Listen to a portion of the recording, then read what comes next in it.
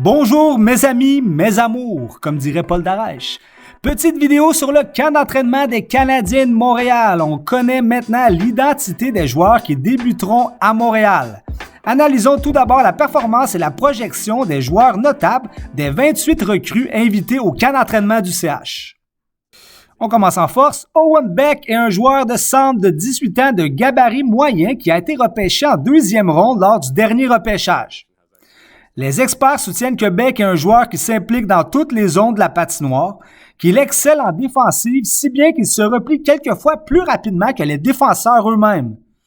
On dit de Beck qu'il a la connexion ultime entre les défenseurs et les attaquants et qu'il génère des occasions de marquer pour ses ailiers.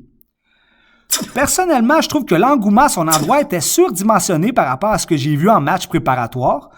C'est un projet à long terme, espérons qu'il progresse d'une année à l'autre. On avait décrit de manière similaire Ryan Poehling à l'époque alors qu'il n'a jamais percé dans la Ligue nationale de hockey jusqu'ici. On peut croire qu'il a le potentiel d'un top 9 des attaquants, ce Owen Beck. Je suis convaincu que la place de Emil Heineman est dans la LNH. Les pieds de l'ailier suédois sont en mouvement constant. Il pourrait évoluer efficacement autant sur un premier trio comme complément que sur une quatrième ligne comme joueur pivot. Il fait penser à Artturi Lehkonen par sa polyvalence, peut-être moins efficace au lancer, mais un meilleur patineur. Pour les OG, il se compare à Jere Lehtinen, l'ancien attaquant finlandais 3 fois gagnant du trophée Selke, remis à l'attaquant défensif par excellence. Ça, c'est dans le meilleur des cas. Il pourrait ressembler à ce joueur-là. On pourrait voir Heineman dès le premier quart de la saison si l'équipe ne gagne pas. Ce qui risque d'arriver. Joshua Roy peut évoluer comme centre ou comme ailier. Dans son cas, soit il devient un joueur offensif top 6, soit il ne fait pas la Ligue nationale, je pense. Il a un projet à long terme. Sa force est son talent de marqueur et sa protection de rondelles avec son gros gabarit.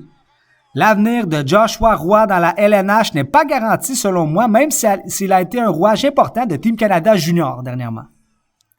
Chez les défenseurs, même s'il a été retranché, on risque de revoir très bientôt le défenseur Justin Barron, qui a été repêché en première ronde par l'Avalanche en 2020. Il démontre une agilité et un coup de patin qui n'a rien à envier aux défenseurs offensifs étoiles de la LNH comme Erik Karlsson ou même Cale Makar. Il ne produira possiblement pas autant que ces deux derniers, mais les observateurs sont unanimes dans son cas. C'est sa arme dans les coins de patinoire qu'il faut améliorer. Il doit être plus fort physiquement et moins se fier à son agilité, être moins nonchalant. Mais les aptitudes, il les possède toutes. On n'a pas eu la chance de voir le dernier joueur repêché par le mal-aimé Trevor Timmins. Mal-aimé avec raison. Je parle de Logan Mailloux. On dit que c'est un problème d'attitude dans son cas. C'est le genre de gars qui se faisait probablement toujours sortir de la classe au secondaire, tu vois. Il ne semble pas domptable. Mais j'ai observé des séquences de lui au niveau junior. Il transporte bien la rondelle et lit bien le jeu, selon ce que j'ai vu. Un très court échantillon.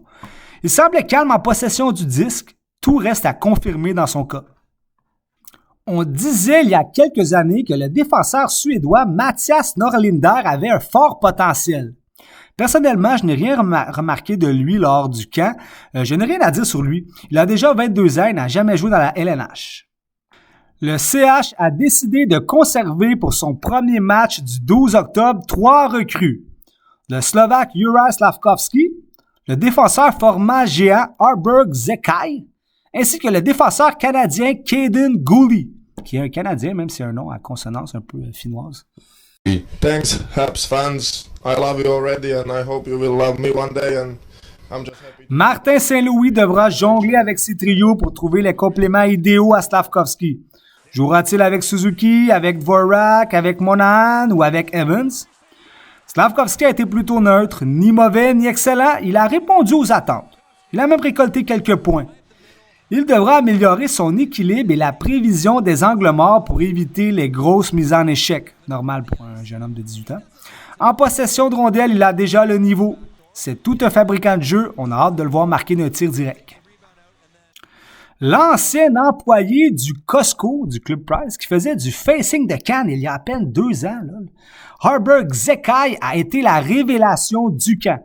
Contrairement à Kaiden Guhle, on ne s'attendait à rien de lui. Lors des matchs robustes contre Boston, Toronto ou Ottawa, les Habs seront en business avec Josh Anderson et Zekai qui peuvent autant plaquer que de jouer l'intimidateur. Je trouve qu'il possède un très bon jeu de pied pour un joueur de sa corpulence. En conclusion, Kaiden Guhle s'est avéré un défenseur parfait. Il a brûlé le camp. Même s'il est une recrue, il fait déjà moins de revirements que Jeff Petrie selon moi. Il n'a aucune faiblesse et il a le flair pour marquer des buts. Il tire de la gauche, mais il peut jouer efficacement autant comme défenseur droit que comme défenseur gauche. Quel jeune joueur! Ça complète ce que je voulais dire aujourd'hui. Je souhaite à tous une excellente saison. Dans une ligue ultra compétitive et ultra paritaire comme la LNH, accumuler plusieurs défaites en début de saison peut te disqualifier rapidement. Il faut avoir une fiche positive après 10 matchs si on veut se classer en série. Martin Saint-Louis a beaucoup de boulot, mais les joueurs l'apprécient comme individu. C'est une année d'évaluation pour l'équipe, mais on souhaite tous voir des séries après la saison, y compris les joueurs. Bye bye, à la prochaine!